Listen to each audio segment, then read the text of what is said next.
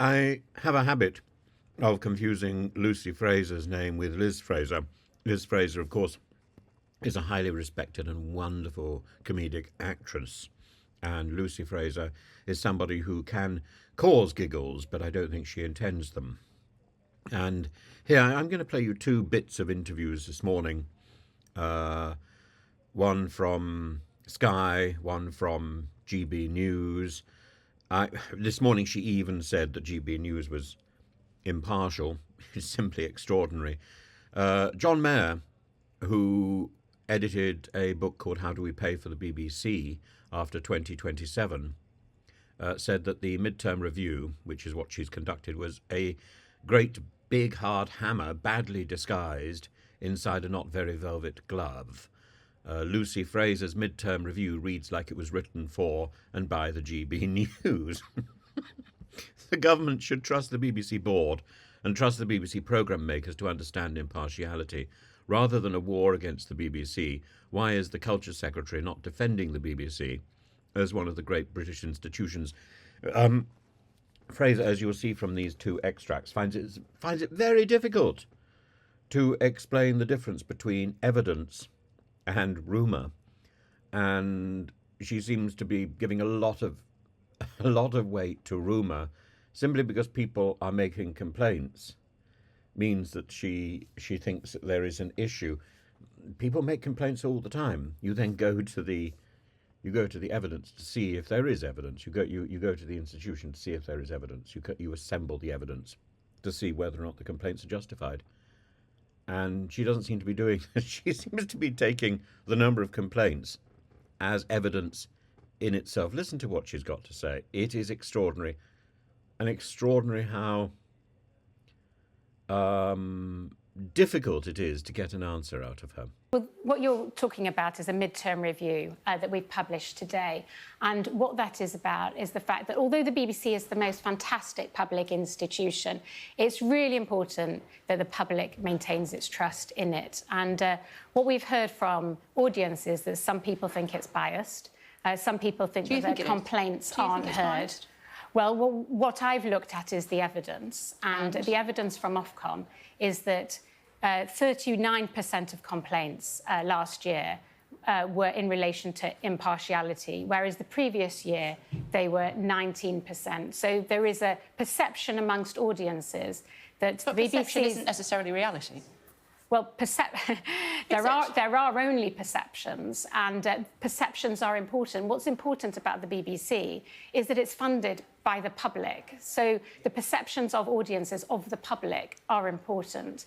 And although it's a trust in the BBC in terms of accuracy are good, in terms of impartiality, audience faith in the BBC has gone down. And so that's why we have published today, having worked with the BBC, a number of measures to enhance impartiality and also in relation to strengthening independent scrutiny of complaints, which is really important because if audiences want to complain about the BBC, they should feel like they're being heard. Do you think the BBC is biased? Well, I am looking at this from the point of view of the Culture Secretary. Yeah, and that's why I'm asking you. And, so do you think they're biased? And the evidence shows that there is a perception of bias in relation to the BBC. What do you think? Do you think, as Culture Secretary, that the BBC is biased? I think that on occasion it has been biased, yes. In relation to what? Well, this report isn't about incidents, but we have seen recently that it's had to apologise for its own reporting, for example, in relation to the attack in the hospital in Israel, so in Gaza. What's the difference between mistake and bias, surely? Well, there is a perception amongst the public that the BBC is biased, and as Culture Secretary, it's important that I look at that. I must say, these are issues that I have discussed with the BBC. They've taken on board. Yeah, but I'm asking you about the evidence of bias. Where's the evidence? The evidence of bias is what audiences believe is the content of the BBC and how they... perception, that's not evidence. That's perception. That is evidence. That is evidence. Impartiality is about perception of the things that are being broadcast by the BBC, and the evidence in relation to that perception is that Perception and evidence are different things. the evidence from Ofcom, having done studies and questionnaires of the public, is that the BBC's ratings in relation to impartiality have gone down. And I and the BBC think that there is more that the BBC can do in order to improve that. Which other broadcasters are you investigating? Which other broadcasters do you feel potentially are not impartial? The reason we've done this review is because the BBC is in a special position. Yeah, but I'm asking you which other broadcasters you think are not impartial. My job as the Culture Secretary is to... it has a special role in relation to the BBC, and the reason for that is because the BBC is funded by the public. I understand that, but I'm asking you whether you think other broadcasters might not be impartial. Well, other broadcasters, I must say with respect, are in a totally different position to the BBC because they're not funded by the public. Still need to be impartial. Because they're not governed... According to the Ofcom code. Yes, but the BBC is in a particular position for two reasons. One, it is funded by the public, and second, it is governed by a charter. And the reason we've done this review is because it was set out a number of years ago that between charter reviews, there's an 11-year period between charter reviews, there should be a mid-term review. That's what this is. I haven't suddenly decided one day to do a review of the impartiality. No, I understand that, but I'm asking you about other broadcasters and whether they're also impartial. So all broadcasters, as you say, who choose to be governed by Ofcom, which have rules in relation to impartiality, and Ofcom regulates those and looks very closely at those rules in relation to impartiality. But it's very different to the BBC. A lot of the time in this interview, she's spending the time explaining what her job is as if it's a job interview. And she does much the same when she's on GB News, where she's an old friend. What, how they decided to proceed. You must have a view. I mean, clearly you can see that this is a presenter, a sports presenter, whose own tweets have now been talking about sports, specifically suggesting there should be a boycott on Israeli sporting events. How can that not be a conflict of interest and in some way undermine people's trust in the BBC? I'm not asking you to determine it. You won't get involved, but you must have a view.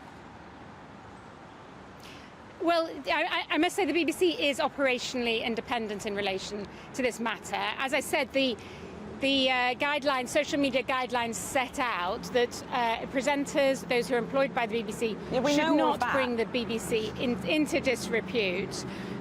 What I would say in relation to my role on this, I'm looking at this very carefully.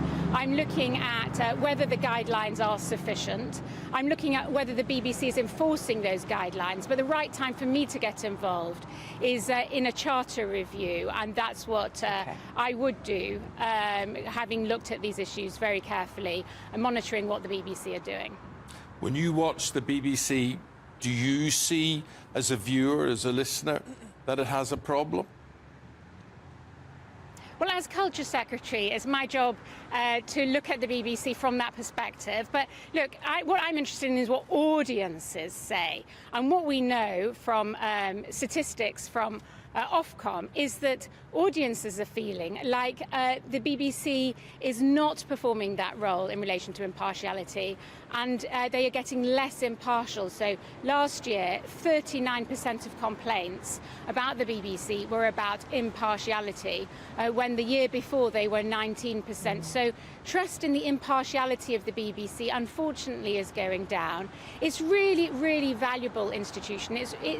We should hold the BBC in high regard, but it's got more to do, and that's what this report is all about. And I presume, Secretary of State, when there are complaints about impartiality, they would mostly, by far and away, be about news broadcasting. Yes, so a lot about, you're right, this is largely about news, but there are issues that are brought forward by audiences in relation to programming more broadly, but I think there is a particular issue that people raise in relation to news and impartiality. That's absolutely People within the BBC have said that the review was disappointing. Obviously, the BBC makes mistakes and is continually striving to do better, but there's a lack of context here. Assertions about a supposed lack of public trust made in the mid-term review are not based on evidence, but are largely on opinion, and that is disappointing. That's what people from the BBC have said. It's not something that Lucy Fraser is likely to take into account. I notice how much she pops up and takes her job seriously in this case, but doesn't take her job seriously when she's called to review the issue of reality TV. She says, "Oh no, that's for Ofcom."